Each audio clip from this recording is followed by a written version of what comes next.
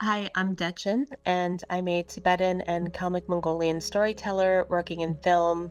I'm the producer of the short film My Sweet Paula. My work is really rooted in my heritage. My father is a former Tibetan monk from Nechung Monastery, and my mother is a Kalmyk photographer. So I grew up very much surrounded by storytelling and a sense of cultural memory and history from both sides of my family. I've always really loved film and television. It's such a powerful medium for representation and shaping how people understand the world and each other. And for me, it felt important that we have a voice in how our communities are portrayed on screen. They first came to me with this idea of a cultural misunderstanding, and I was so intrigued by that because for immigrant communities, and especially people of color, something as simple as a misunderstanding can escalate very quickly and can have serious consequences. There is often already an assumption of threat or otherness, and that can completely shift how a situation is perceived. What I really loved about Tao's writing on My Sweet Paula is that it explores this through a very intimate family lens,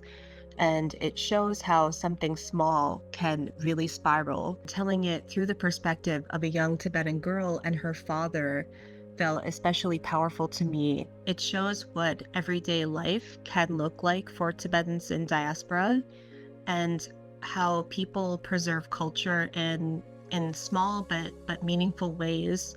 Things just as simple as starting your day with morning prayers or volunteering at your community centers, speaking Tibetan language at home, and being connected through shared community practices.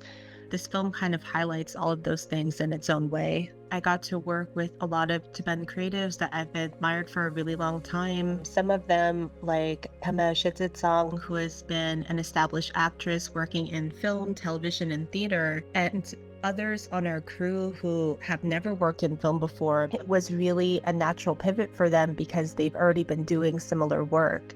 So this felt like a very natural extension of the skills that they already have with a new opportunity. When we wrapped the film, because it's rare to have opportunities like this, we had a really emotional moment together talking about how important it was and how meaningful it is for our Tibetan crew to work on this story. And there was very much a shared feeling that it would have been very impactful to see films like this and to see more Tibetan films growing up. For me, I think success comes down to the conversations that a film creates afterward. If you watch it and this film kind of stays with you or sparks some kind of reflection or discussion, I think film and cinema really has its impact. So I hope that this film can help audiences understand how these situations can happen and encourages more empathy and compassion in the world and towards the people that we share space with.